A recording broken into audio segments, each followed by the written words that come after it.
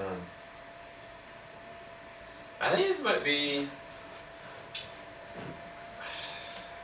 might be end up being one of the hardest reviews that I'll ever have to do for a kids TV show. Because I don't even know how to go here. How do I do this? Okay. So the episode I watched was Growing Pains, episode 14 of Steven Universe Future. My name is Sammy Lager, representing Team JBS. I'm a huge fan of Steven Universe, huge fan of what Rebecca Sugar has cemented, in the stratosphere of animation, genre-specific characters that have multifaceted, real-world implications and psychologies and connections that will change the facet of what you perceive just as much as an anime would for anybody else that has been a long-time fan. But this specific episode was probably the hardest and probably one of the best episodes. What I really want to do is just tell you guys, like, this is one of the best episodes of Steven Universe they've made. And you just need to have to watch it. If you've even watched some of the previous episodes, because it's a culmination of everything, like on the most deepest level possible. Because it's like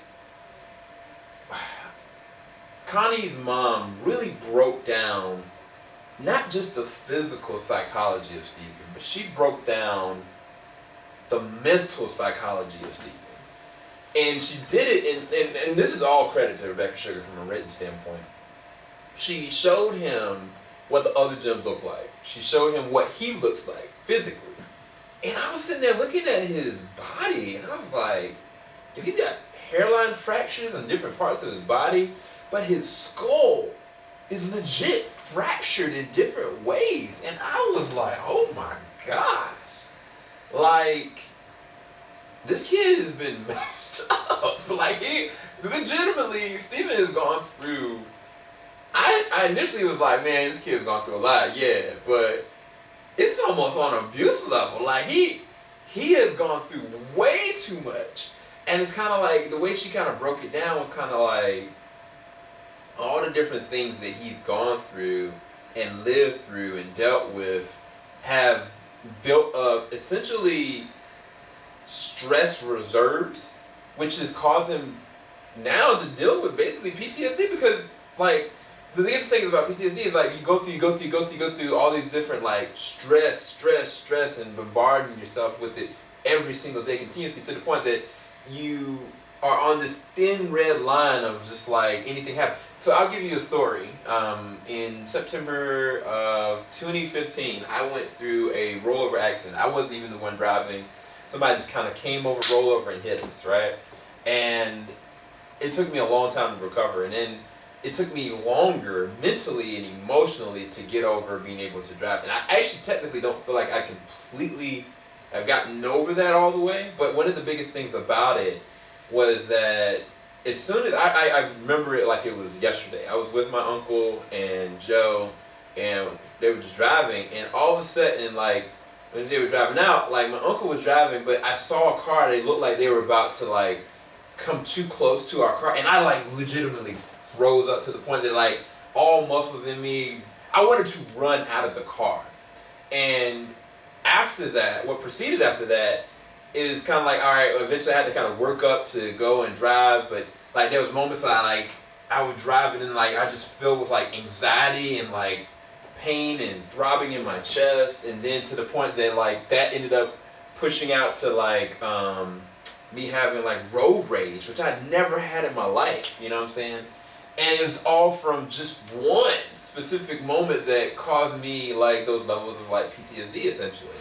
And this is what Steven's kind of going through. Like, his life has legitimately been in jeopardy on a continuous basis. And one of the things I'll say with any TV show or superhero movie or whatever, I think that Marvel's done a pretty good job with what they did with the Endgame and stuff like that.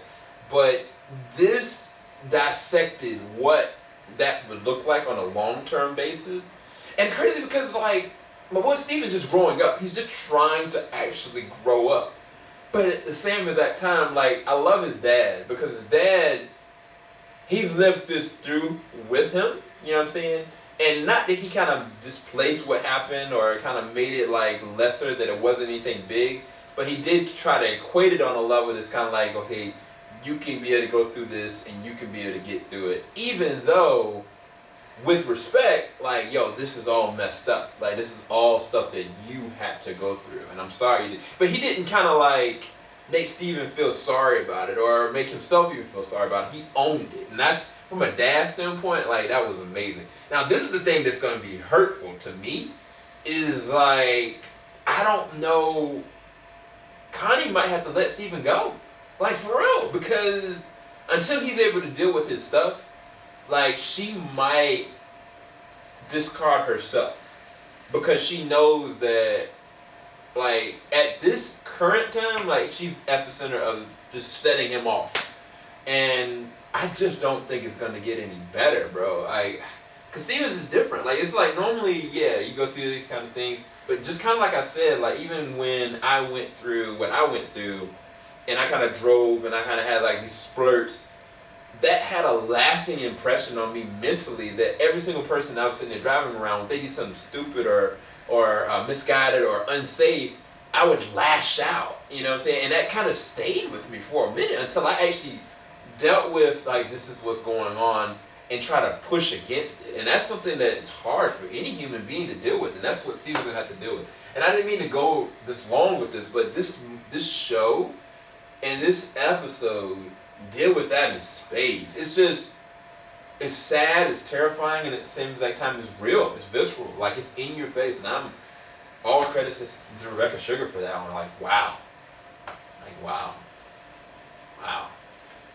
Yeah, man, I need a minute. I need a freaking minute. I gotta go. Make sure you like, subscribe, hit that bell button, keep it locked. JVS Wing. Stop. Y'all have a blessed one. Peace, guys.